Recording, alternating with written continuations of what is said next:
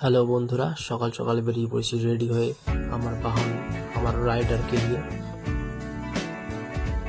গন্তব্যস্থলটা তোমরা দেখতে পারবে সামনে কোথায় যাচ্ছি আমি।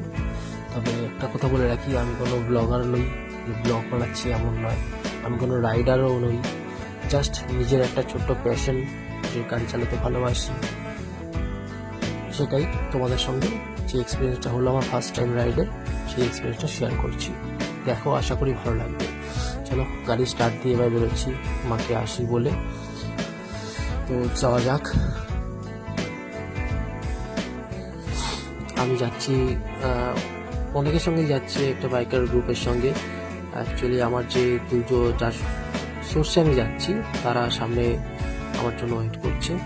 তো আমি যাই, গিয়ে দাঁড়াই, তারা আসুক। চলে এসেছি আমাদের রিসর্টে। ওয়েলকাম ড্রিঙ্কসের সঙ্গে আমাদের স্বাগতম জানানো হয়েছে। এই আমাদের রিসর্ট। দেখো, তোমরা দেখতে পাচ্ছ কত দামি দামি বাইক আছে, সব মোটামুটি সুপার বাইকও আছে এখানে। এবার দেখো, ঝাউবনের মাঝখান দিয়ে সমুদ্রে বাইক নিয়ে আমি চলে যাচ্ছি। ফার্স্ট টাইম এক্সপিরিয়েন্স, খুবই ভালো লেগেছে আমার ঘুরতে। এই দেখো, এটা হচ্ছে তাজপুর বিচ।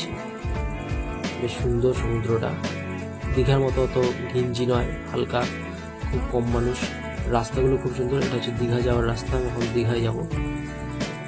তো সকালবেলা সবাই ঘুমাচ্ছে, আমি নিজে একাই বেরিয়ে পড়েছি জগন্নাথ দেবের মন্দির দেখবো বলে। দেখো, ভিউটা জাস্ট অসাধারণ, রাস্তাটাও অসাধারণ, মানে এত সুন্দর। মাঝখান দিয়ে সরু সরু রাস্তাগুলো, দুপাশে শুধু গাছ আর গাছ। তোমরা যদি কখনো যাও বাইক নিয়ে গেলে, সামনে দেখো একটা ভিউ আসছে সমুদ্রের, এটা জাস্ট অসাধারণ। দেখো, আকাশটা পরিষ্কার বলে পুরো পাশে জলটা নীল, আর বাঁদিকে যে ক্যামেরাটা ঘোরাবো ওই কালারটা দেখবে, আকাশে পুরো মেঘ আছে বলে পুরো কালার চেঞ্জ। এই জায়গাটা হলো তাজপুরের মেরিন ড্রাইভ। এখন এই মেরিন ড্রাইভ দিয়েই এই রাস্তাটা সোজা গেলেই সৈকত সুন্দরী বলে একটা রাস্তা আছে, ঠিক আছে? ওই তো সমুদ্রের একদম ধার দিয়ে পুরো রাস্তাটাই, ওখান দিয়ে গেলে পুরো দীঘায় পৌঁছে যাবো। এখন আমি দীঘাতে যাচ্ছি, জগন্নাথ দেবের মন্দির দেখবো, নতুন করেছে, না দেখে আসলে হয়। চলে এসেছি জগন্নাথ দেবের মন্দিরে। এই পদ্মপুকুর, এবার দেখো মন্দিরটা খুব সুন্দর সাজিয়েছে, ভালো করেছে, সবাই ঘুরে আসতে পারবে। আর এখনো তো ভেতরে ফটো ভিডিও অ্যালাউ করছে, পরে ভবিষ্যতে কি করবে আমি জানি না। এখন সবাই ভিডিও করতে পারছে, ফটোও তুলতে পারছে ভেতরে। এই যে নারায়ণ দেব শুয়ে আছে।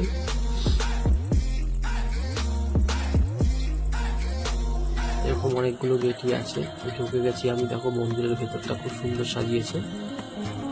ওই যে জগন্নাথ দেব, জয় জগন্নাথ। এবার আমি মন্দির থেকে বেরিয়ে যাব। এরপরে আমরা এখান থেকে বেরিয়ে সোজা চলে গেছিলাম মন্দারমণি। তো মন্দারমণির এই রিসর্টটাতে আমরা ছিলাম। দেখো, সবাই ঢুকেই একদম কেমন আনন্দে নাচছে। খুব সুন্দর রিসর্টটা, ঘরগুলো খুব সুন্দর। এই যে আমার রাইডার এখানে সমস্ত সুপার বাইকের সঙ্গে পুলের মধ্যে প্রায় 3.5-4 ঘন্টা ছিলাম। খুব আনন্দ করেছি, নাচ গান করেছি। এখন সেই 3টের সময় নেমেছি, প্রায় 7টার সময় উঠেছি পুল থেকে। মানে সুইমিং পুল, মন্দারমণিতে গিয়ে পুরো সুইমিং পুলেই সময় কাটিয়ে দিয়েছি।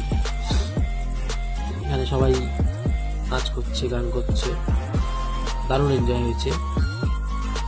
মাঝে মাঝে উঠে একটু ফটো তুলেছি, ভিডিও করেছি। তারপরে যেহেতু আমি একটা নতুন মোবাইল কিনেছি যাতে আন্ডার ওয়াটার ফটো হয়, সেটাই আমি ট্রাই করছি। এই দেখতে পাচ্ছ তোমরা, বেশ ভালোই ফটোটা উঠেছে।